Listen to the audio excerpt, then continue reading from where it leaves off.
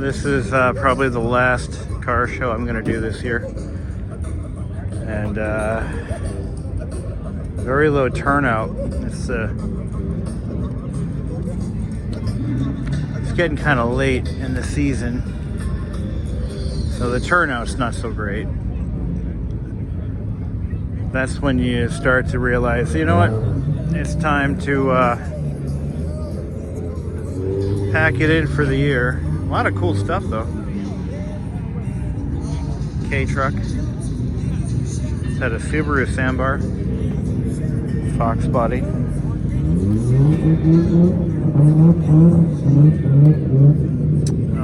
Looks like a Forester with hydraulics.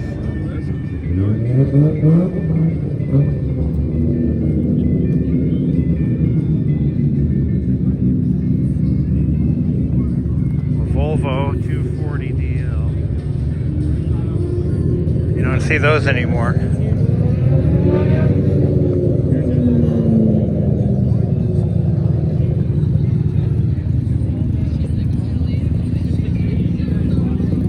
But normally this goes till 7, but it's already dark. It's 6:15.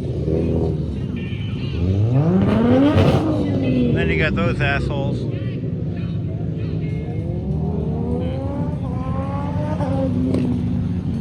Oh, somebody's gonna get hit.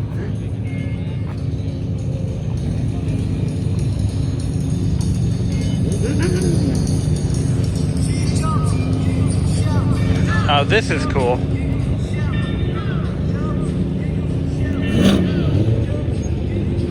Very cool.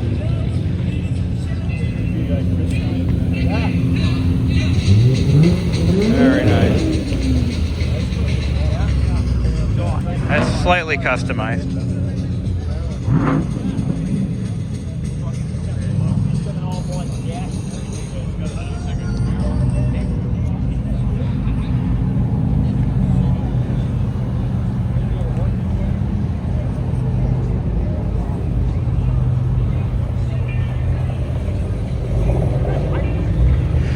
Got here at 5 o'clock and there was a Corvair that had just rolled in and I wanted to check it out, but he already left. Damn it. I love Corvairs. You get a lot of these Dodges though. A ton of these guys show up. I don't really get it. But anyway, not a big fan. I love that. That is so awesome. It's got lights. Okay. Is that a Buick Century with antique plates on it? No way. God, I feel freaking old. More Fox bodies. Mustang. Look at this thing. This is awesome. Looks like the door had been lengthened or shortened. The Corvette. Oh, it's on a Corvette chassis. Nope, I got out of your way.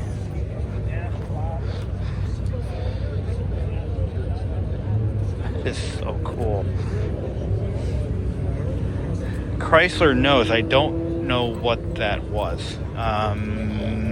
Fury? No, not a Fury. That's a Chrysler 300? I don't know. Yeah, it's a Corvette. Under all that. So awesome. Can I come and get the dash around? Nobody knew anything about the dash. Well, you need to. I tried it up there and all. Maybe flip the gas door to the other side. What happened here? He decrossed That is clever. Chrysler, what though? Imperial? Oh, what is it?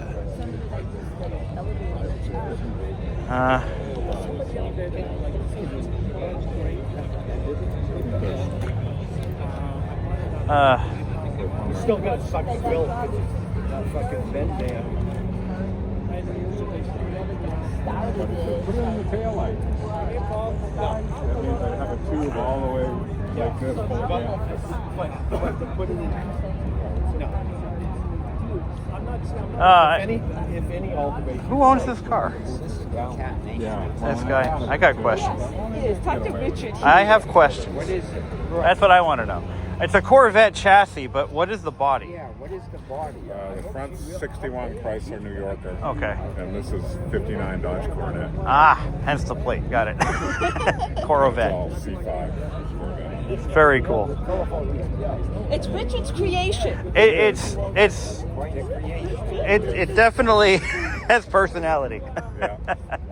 Nice job. So that answers that question.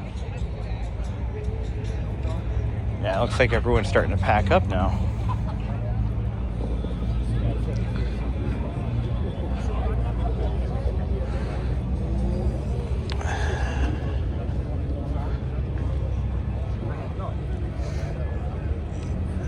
El Camino with a modern day Vortec V8.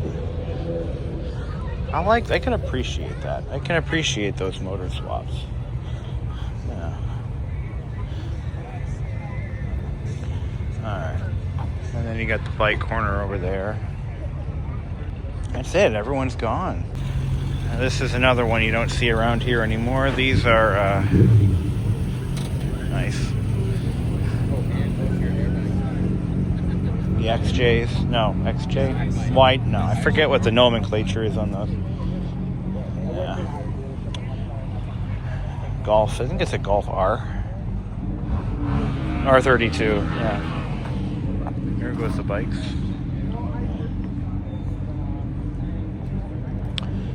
See some modern day gizmos. Mustang dynamometer test.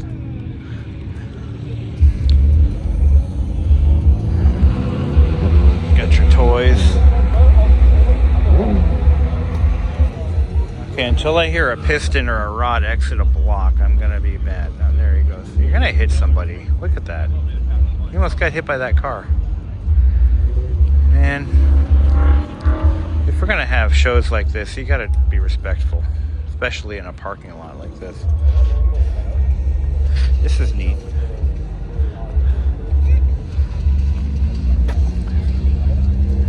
Probably only a 1.6 liter motor in this thing. Nice. Very unique.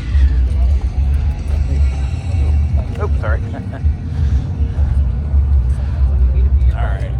I think we're gonna duck. Get the hell out of Dodge. Now this is something, a CX-5. Now why is a CX-5 in a car show, you might add? I asked the same question. I guess it has some tuning mods to it.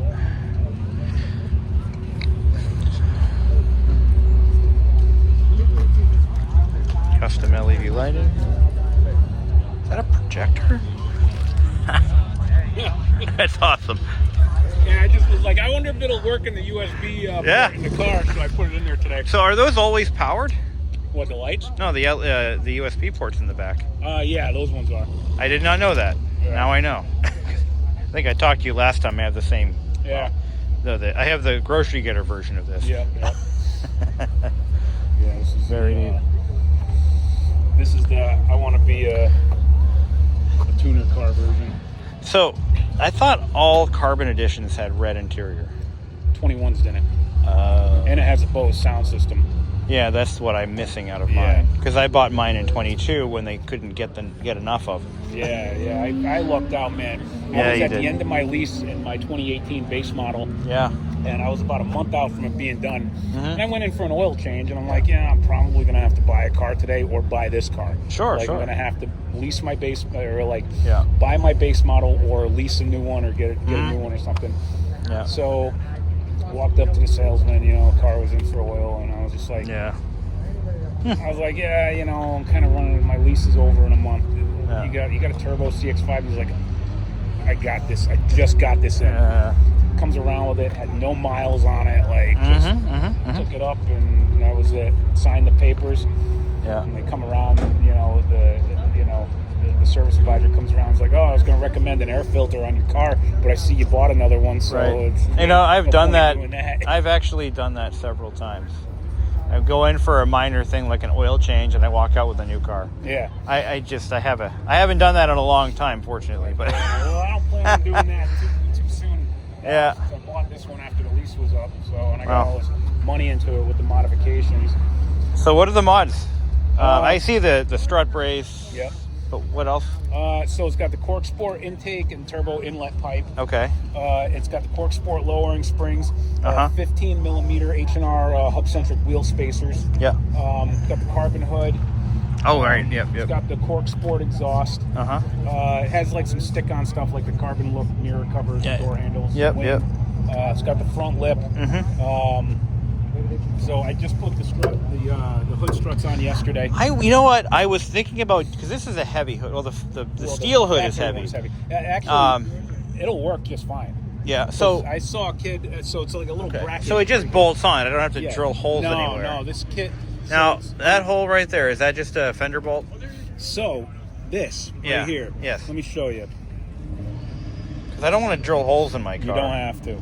Okay. So I'll show you the kit right here. So this is the kit. $40. And so you see this right here? Yeah. So those are your nuts that go under there. All right. Okay. So what you do? Oh, they're captive. Yeah. So what you do is this piece of metal right here. Yeah. You kind of position it and you put it down through this hole. Yep. And you position it so it's under there and you screw it down. Right. Until it catches and then you tighten it. And then once it's tight, you just pry it off and it breaks right off. That you know what? I might have to get one of those because that hood is so goddamn heavy. Yeah. It took like 10 minutes. It's easy as hell to install them. And for $40, I mean, they're why not? Amazing. I was only concerned that it might bend the hood or something if I go to lower it if they're too stiff. They're but pretty good. Like actually, a few weeks ago there was a kid here with a white CX-5. This is the perfect solution to the chipping paint problem on the red, because I got the red Soul Red. Yeah. And rather than have the hood repainted at some point, I might just do this. $1,100. Took about 3 months to get here. Yeah, but the tri-coat finish costs just as much. So. Yeah. Or you could wrap it. Wrapping a hood's $600, $700. That's also an option. Yeah. But it's nice. So I got that's all like kind of the mods. Yeah. It's got an ECU tune from Mazda Sauce out in Colorado. Yeah. So it's that's pretty good. To do that, did you have to send the ECU to them, or did they just send you? So you buy a Tactrix OBD2 port. Yeah. So basically, that's why I liked running around that track because I wasn't worried about if it got hit or not. I got to document everything. Sure. So you get. I'm gonna cry. You get this thing. Okay. Okay, and that's an OBD2 port, plugs into the car. It's got a USB cable. Yeah. And what you do is, once you have that, you contact Mazda Sauce, Justin over there, and you say, okay, I want to buy your services and I want to buy the license for Mazda Edit. And so he sends you the invoice, and then you pay for it, you download Mazda Edit, and you plug in the computer to this. Okay, so you just plug this into the USB port and open Mazda Sauce. You don't take it out the car or anything like that. Yeah. And you record the device key from this device into Mazda Sauce or into Mazda Edit. And then you get the hardware key from Mazda Edit and you send that back to Justin. Yeah. Justin sends you the full registration for Mazda Edit and the first map. And you take it out to the car. Actually, before you do that, you kind of go out to the car and you read your stock ECU. Okay. It takes like 5 minutes. Yep. Then you send that to Justin. He makes a writable file out of your stock parameters, sends that back to you with the first tune. Okay. And so I can flash back to stock anytime. Oh, that's good because if something went wrong. Yeah. And I'm on version 3 of the tune right now. Like you get a year of support. You can data log. So basically the data log is you just like plug the port in, you drive around for a little bit with the laptop open and just kind of record the logs and send it back to him, and he kind of looks at it and sends you like a new version or whatever. Sounds like something really fun to do after the warranty's out. Yeah, so I mean technically, so like the intake and the exhaust won't void your warranty. Sure. if you're at a cool dealer, okay, like, Yeah.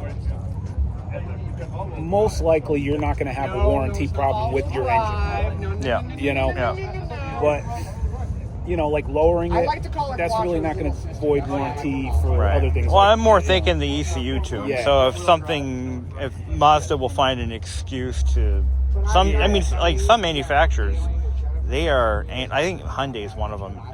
You know, they'll void your warranty for anything that they can think, anything that's possibly under the law. Yeah. But So, yeah. you can flash it back to stock. Yep. You know, before you bring it in for service. That's a good point. They can't see that it's That's- been tuned. They can okay. just see that it's been flashed. Can they see the date it was flashed? I think so, but they can't Okay. necessarily see that what it was flashed with. Right.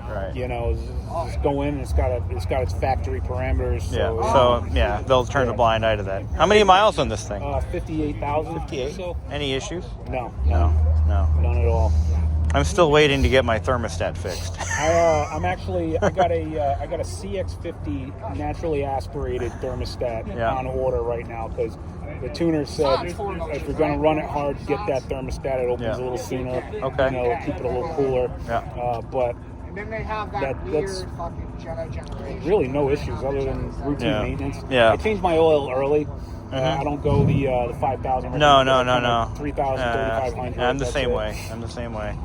That's a I mean, oil's cheap insurance. Yeah, exactly. Yeah. You know, and I like the way it feels with fresh oil. Yeah. You know, and I can feel it like after about like 3,000 miles. Yeah. Like I can feel the difference in like the oil. Yeah. You know, so I'm like, okay, well, it's not gonna hurt me. It's not gonna hurt the car. Right. You know, but I'm probably gonna start doing my own oil changes next year, just because we're moving into a house and I'll have the space to do it. And then all you that can stuff. do whatever oil you want to use. Yeah. Or do you use a higher quality oil? I Than, just use the synthetic that they have there. Yeah, I'll yeah. probably either run like Modal or Pennzoil Platinum. Right.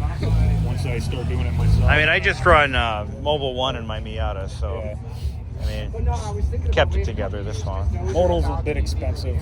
Pennzoil Platinum's cheaper, but you know, I'll see what I like better. Yeah. Nice. Yeah, I did some work for a guy who works for Modal, and I did a car stereo restoration for him, and he sent me a box full of Modal shit. Nice. I gave it all to my nephew as a birthday present. Oh, that's cool. Yeah, He's got the hat, the shirts, the keychains, the little toy cars. Oh wow, that's cool. Yeah, they got a booth. They do a booth at Wicked Big Meat from the Subaru. Oh, do they?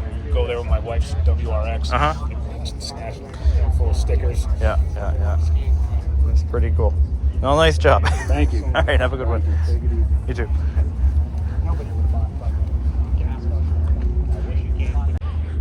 Oh, that's interesting. So that guy's got the turbo version of my car, and he's having some fun with it. It's just kind of neat. I think it's time for me to get out of here.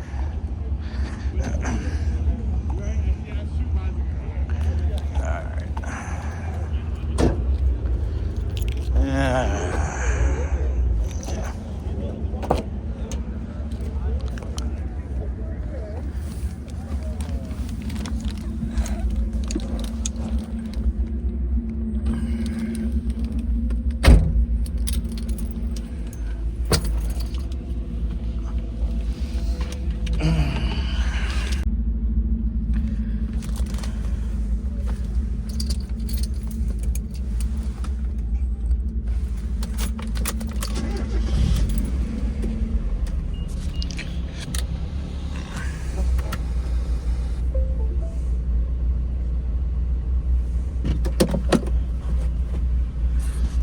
Just like that. This will be the last car show I do for 2024. And I've done about 4 or 5 of them so far. And yeah, we did one in went to a close my windows. We did a Miata meet at the Lars Anderson Auto Museum. It's kind of a yearly event. It's a lot of fun. Get to see only Miatas in various forms. Some stock, some heavily modified, some tastefully modified, and some that are just ridden hard and put away wet.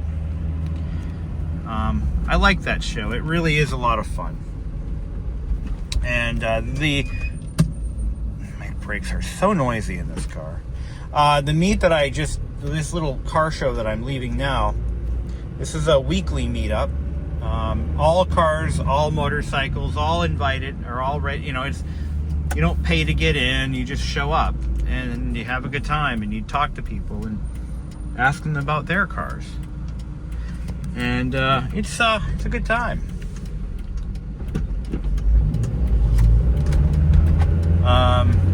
Really, you know, fortunately, there's not a lot of drama, but there is some. There is a guy that tried to run the show. He tried to take it over, and they railed him out of town. In fact, he actually showed up. I might even have him on camera. I won't point him out, but actually, I know I do. But he tried to kill the show because people didn't agree with what he was doing. So he tried to kill the entire car show. You know, getting the police involved because some people were smoking marijuana, which is not entirely illegal here. Frowned upon, but you know. So he was like trying to get the police to come by and arrest people. He was really, really causing some problems for a lot of folks. And they basically ran him out. And because this show's been going on for 20 years almost. Yeah, it has been at least that long. At least 20 years now, maybe longer. And it's moved locations from time to time, but ultimately ended up here at this particular store, Target. He even tried to sell merchandise. Jesus, that's not me, that's that Mazda 3 in front of me. He's driving like an asshole. He tried to sell merchandise to make a little bit of money for himself, which was, you know, like, dude, really? You're gonna do that? Get over here, huh? But yeah, this is the last one, and my little '94 Miata does attract some attention, and I didn't expect it to, but it does. I figured this car would kind of blend into the background, but I've been proven wrong.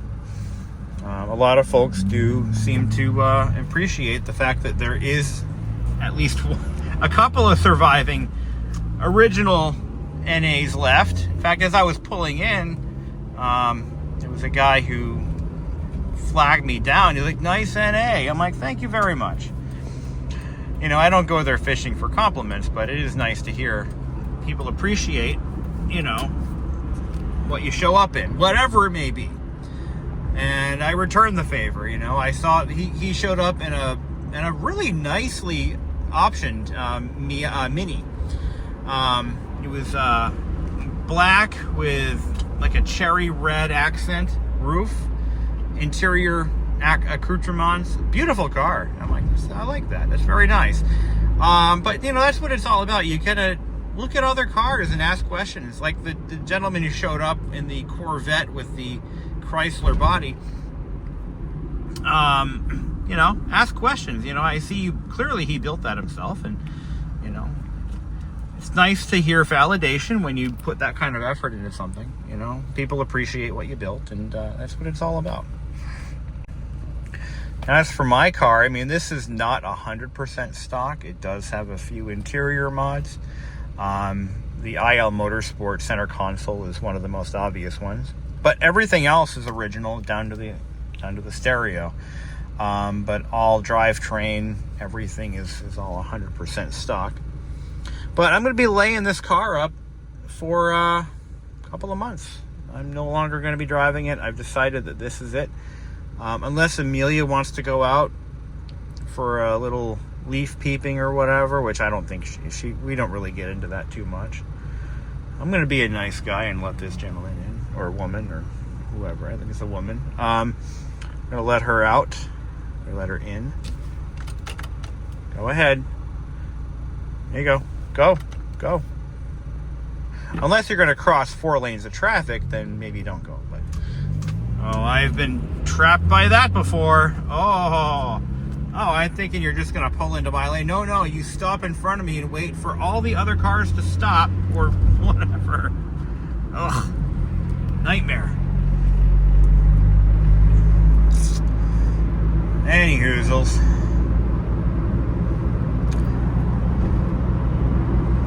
This is actually the area that I grew up in. We used to do our grocery shopping over there. That's actually the global headquarters of Connection, which used to be PC Connection. But when I was little, it was a grocery store. Yay! In fact, all of this was nothing. There were no buildings here. Home Depot was not built yet. Or anything around it. Or the car dealership. Or all the other shit that's over there. But yeah, you know, this car has really held up well for its age and time and mileage. 77,000 miles. I've only managed to put 2,000 miles on it so far this year, and that's it. We're done. After that, just I'm gonna park it, and I already got the top up. Now you know I'm serious. I don't like putting the top up and down. It wears out the material. It's a lot of work. It's, you know, my dad's got a BMW 325i convertible with a power top, and all you got to do is press a button and the rest does the work. Unfortunately, that system has malfunctioned and it doesn't quite do the job anymore, which is kind of why I prefer the Miata top, which is completely manual and devoid of all useless mechanisms. But it's pretty much as bare bones as you get. But you can put the top up and down in the driver's seat. It's just a bit of a challenge. Not the easiest thing to do. So, in fact, that's where I grew up, right there. First, we lived there for 12 years. We moved in when I was about 6 years old, and we moved out when I was, I think I was 17, or, I was 18 by that point. Was I 18? I think I was 18 when we moved out. Yeah. Crazy. Used to ride my bike from a very young age, probably 10 years. I think I was 10 years old, maybe 11. And I'd ride my bike on that shoulder right there all the way to the general store, which was called the Homestead, and it's coming up here. So I used to rent VHS tapes. So there was a little store, family-owned store. I still know the family. I still talk to them. That store right there, and I would rent movies. They were $1.50 for, I think, 4 days, 3 to 4 days. Like $1.50. All VHS, because it was before the age of DVD.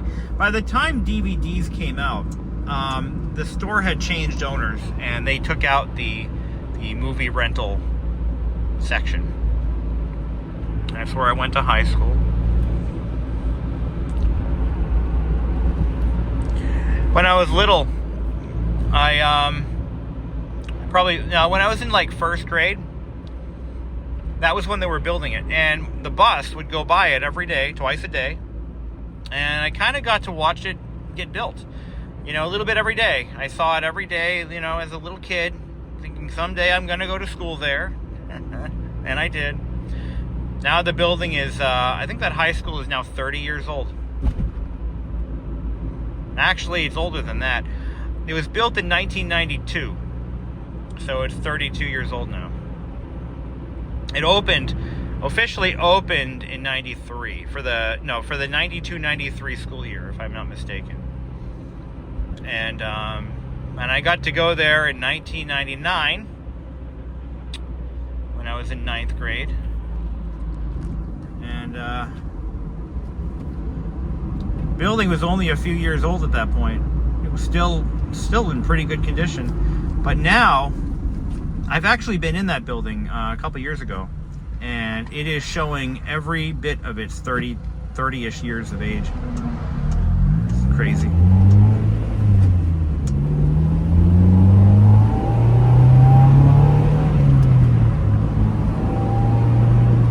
know, I'll say it once, I'll say it again. This is the most fun you're ever going to have with 140 horsepower. Actually, no, I think it's less than that. Probably about maybe a $125. Or 130. I forget the actual numbers, but no turbo, no variable intake, no intake runners, no variable valve timing. Not really a lot of technology going into this motor. All of its power is generated at around 5,000 RPM, between 4,000 to 5,000 RPM. When you get it up in the revs, when you get it up there, it suddenly starts to develop torque. But below that, it's got nothing. Absolutely nothing. And that's kind of one of the characteristics of these earlier Miatas. Before the NB generation, the NAs. That's just their characteristic behavior, and anyone who owns one or races one of these things, they know exactly where that power band kicks in, and they know how to work it. The NBs, I believe, started adding variable intake baffles. So what that's going to do is it's going to change the velocity of the air coming into the engine, and it gives you a more so at low speeds, if I'm not mistaken, at low speeds what it's going to do, or low revs, it closes up a little bit, so it increases the air velocity, kind of like kinking a garden hose, but in a way that makes sense. But once you open it up, those intake runners are going to open up, and you're going to get the full force of it. And then they started adding variable valve timing, and that's when you start to squeeze a little more power out of 1.8. But a 1.6, which is for the U.S. market, any Miata from 1990 to 93, they were even worse. They had nothing. They just had nothing to give except smiles and miles per gallon. Speaking of miles per gallon, this thing only gets like 22. Modern engine technology really is a good thing. It does complicate the whole game, and it makes it harder to service, but increased cost of ownership. But what you gain is fuel economy, engine output,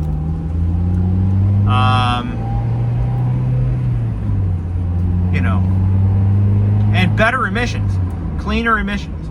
So really, aside from the cost of ownership in repairs and the likelihood of repairs going up, you do gain quite a bit. It's a trade-off. My CX-5 has a 2.5 liter engine that puts out 180 horsepower. We're pretty close to that anyway, and non-turbo, but it still has a lot of modern tech that makes it really move that vehicle pretty quickly. But then you throw a turbo on it, you got a whole different animal. Anyway, I'm gonna get this thing to a gas station. We're gonna top it off, bring it home, put it to sleep, call it a night. You might have heard me talk about my thermostat in my CX-5 being bad, and this is how I know. I had to buy a new scan tool to get the code, but yeah, my thermostat isn't working correctly, so it's stuck open. So the engine never reaches operating temperature. So I have an appointment to get that fixed under warranty next week. It took about a month. It's been an issue for a month. So, but yeah. Shit breaks though when you're having fun.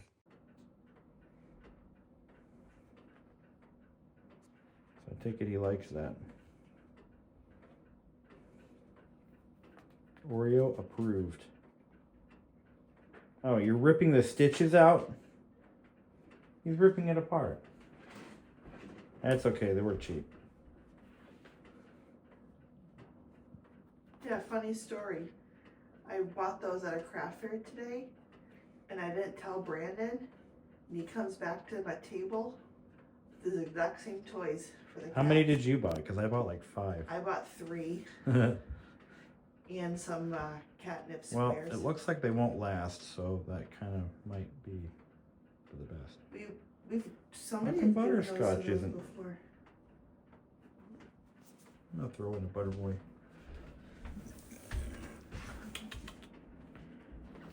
Oh, okay, never mind. Just kidding.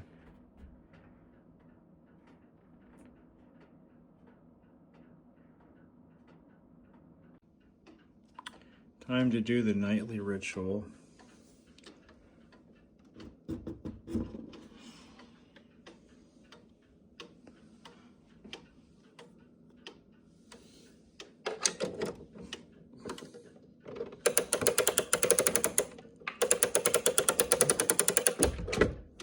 Must have bought it this morning.